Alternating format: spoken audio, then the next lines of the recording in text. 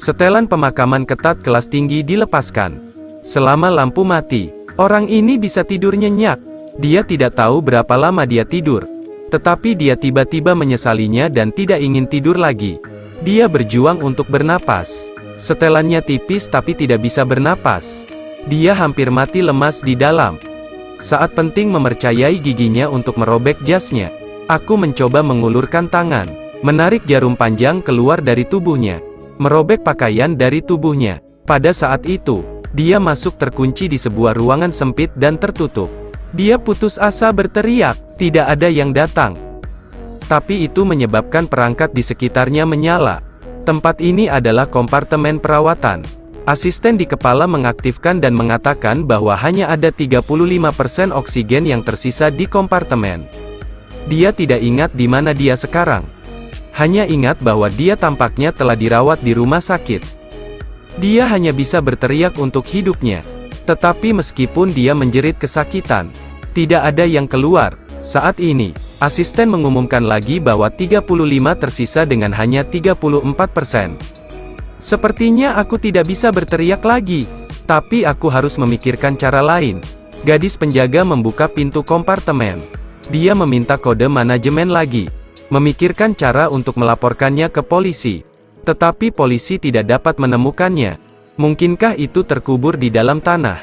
Dia melihat nomor seri perangkat di kepalanya dan mengulangi nomor seri ke polisi. Polisi mengatakan kapsul terapi jenis ini dibuang 3 tahun lalu. Melihat tali di tubuhnya, memikirkan cara untuk mensponsori penganalisis genetiknya. Ini tentu efektif. Asisten yang menemukannya adalah seorang dokter medis. Juga, dia tidak datang ke sini karena sakit. Jika Anda tidak memiliki penyakit, dikurung di sini bukanlah penculikan. Saluran dengan polisi telah terputus dan tidak dapat dihubungi lagi. Kali ini aku sangat tertekan. Itu gelisah dan konsumsi oksigen di kompartemen meningkat dengan cepat. Hanya menyisakan 29%. Asisten mengambil jarum untuk menenangkannya. Lengan diperpanjang kompartemen terapi ingin menyuntiknya dengan obat penenang. Ada sangat sedikit oksigen yang tersisa di kompartemen. Tidak ada gunanya membiarkannya tidur. Ketika injeksi menargetkan titik akupunturnya, dia dengan cepat berbalik.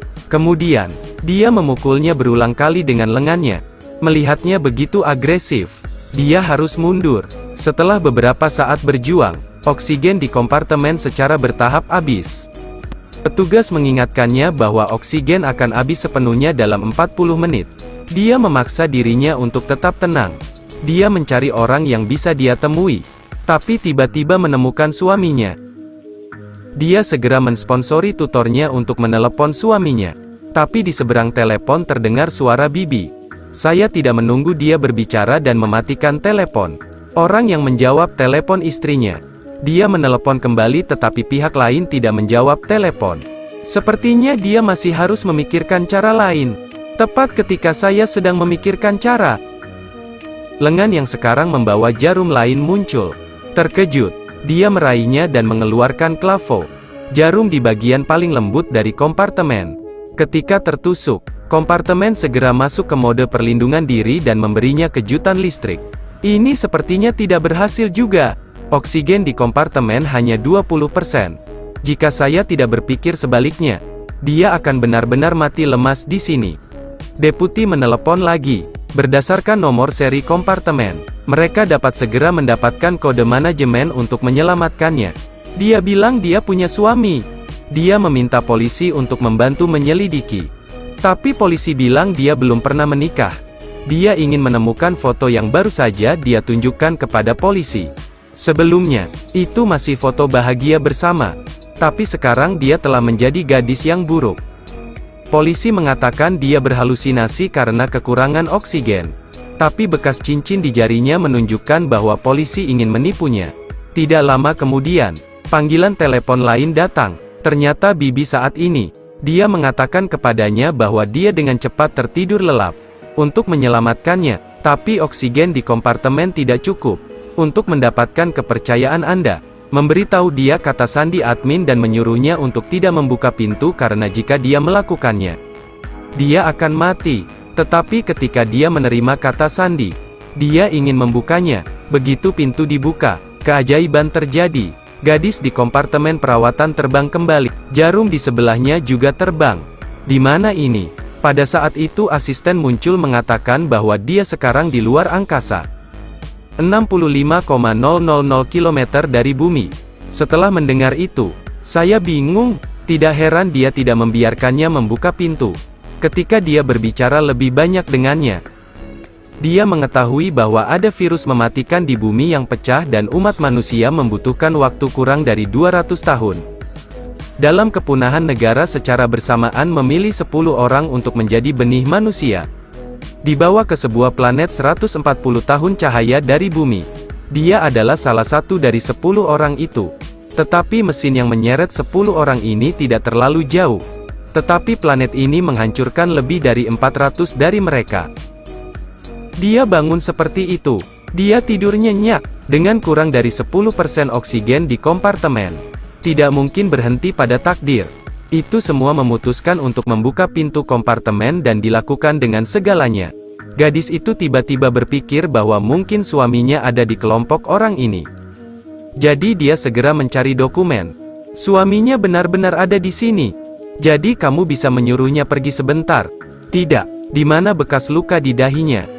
Tiba-tiba dia teringat sesuatu dan mulai menyelidiki dokumen yang berhubungan dengannya. Hanya dengan menonton video, dia berubah menjadi wanita tua berambut abu-abu. Ini bukan suara nenekmu yang memanggilmu. Jika Anda yang menelepon, siapa kamu sekarang? Untuk mempertahankan gen elit, mereka menanamkan gen dan ingatan ke dalam klon. Dia adalah artefak yang membawa kenangan. Saya tidak berharap itu palsu. Tetapi saya kadang-kadang masih menelepon.